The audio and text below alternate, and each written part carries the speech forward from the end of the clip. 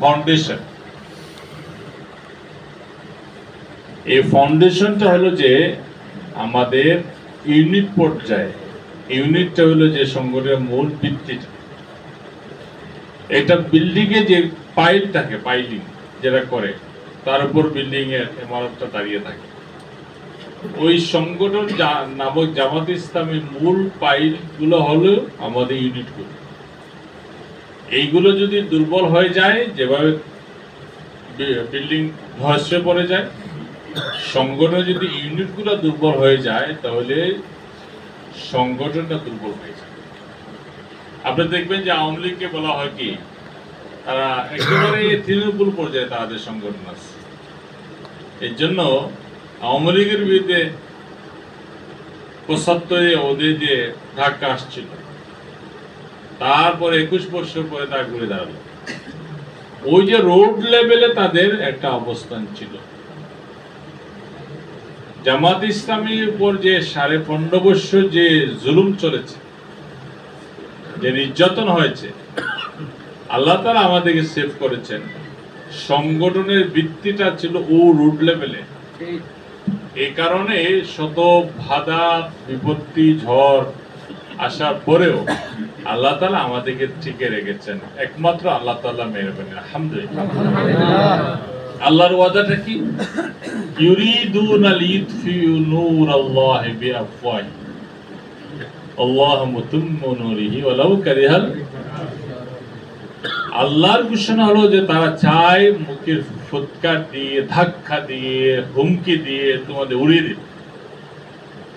আল্লাহ তাআলা তার দিনের আলো ছড়িয়ে দিবেন, প্রজ্বলিত রাখবেন, টিকে রাখবেন।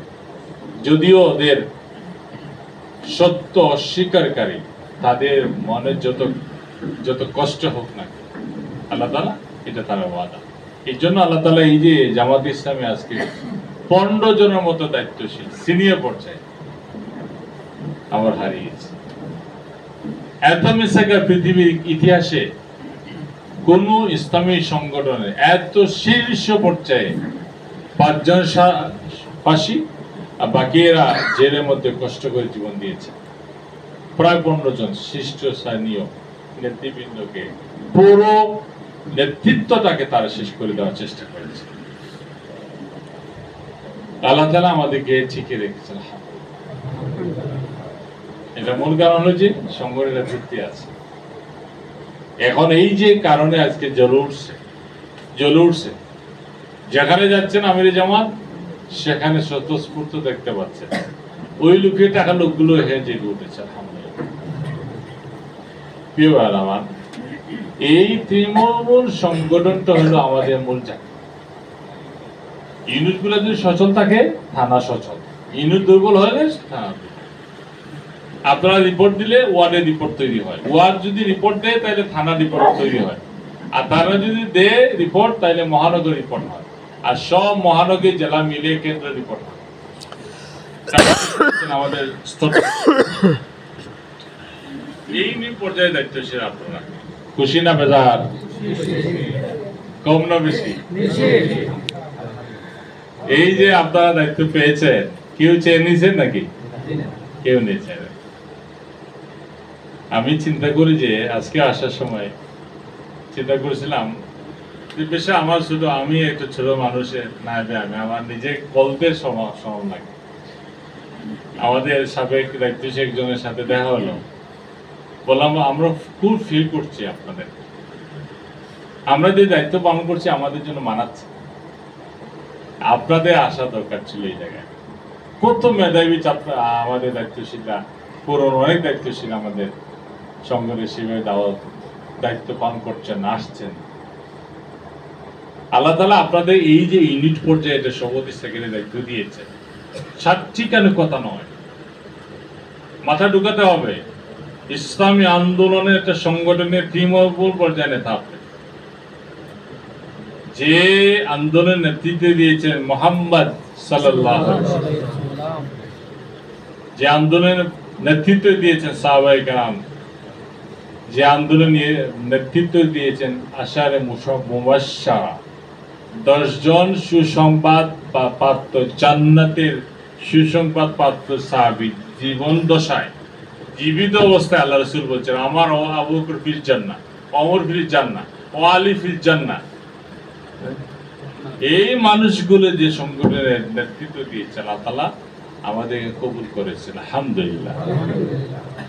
আমি চিন্তা করতে, আপনি মনে করছেন আমি এটা ইউনিটি সভাপতি, ইউনিট আছে বিধে আমিরে জামাত আছে, ইউনিট যদি না থাকে আমিরে জামাত নেই। এই ভাইদেরকে আজকে একটা স্বপ্ন দেখতে হবে।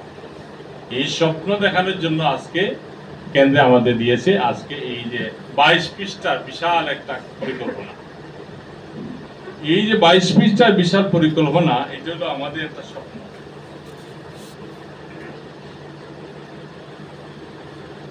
এই 22 পৃষ্ঠা আমি আপনাদের সামনে নিয়ে আসছি, জাস্ট কয়েকটা জায়গায় আপনি কাজ করুন। এইটা আলোকে আমাদেরকে কেন্দ্র দিয়েছে, আমরা তৈরি করছি মহানগর রিপোর্ট পরিকল্পনা, এরপরে থানাকে দিয়েছি, থানা একটা রেডি করেছি, ওয়ার্ড একটা করবে, ইউনিট একটা করবে, তা যা যা সামর্থ্য অনুযায়ী। এই পরিকল্পনাটা হলো আমাদের একটা ভিশন। ভিশন কাকে বলে? সংগঠন একটা ভিশন ঠিক করেছে। ভিশনটা হলো যে, আমি একটা লাইনে পড়ে ফেলি, মানবতার সেবা ও দেশ পরিচালনার যোগ্যতা অর্জনের মাধ্যমে আল্লাহ তাআলার সন্তুষ্টি অর্জন করে। এটা জামাত ইসলামীর ভিশন। ভিশন ভিশনটা হলো যে একটা স্বপ্ন, একটা কার্যক্রম, একটা পরিকল্পনা, অ্যাক্টিভিটিস। আপনি যাবেন ঢাকায়, ঢাকা যাওয়ার জন্য আপনি কি ঠিক করবেন? হয়তো বিমানের টিকিট করবেন, নাহলে ট্রেনের টিকিট, না বাসের টিকিট। যাবেন, রাস্তায় বসবেন, খাবেন, নাস্তা করবেন, আবার যাবেন, এইভাবে যাবে। এটা পরিকল্পনা নিয়ে আপনি কি যান, আপনি ঢাকায় পৌঁছবেন। আমার সংগঠন বলছে যে আমি এটা ভিশন ঠিক করেছি এই বছরের জন্য 22 পৃষ্ঠা। এই ভিশন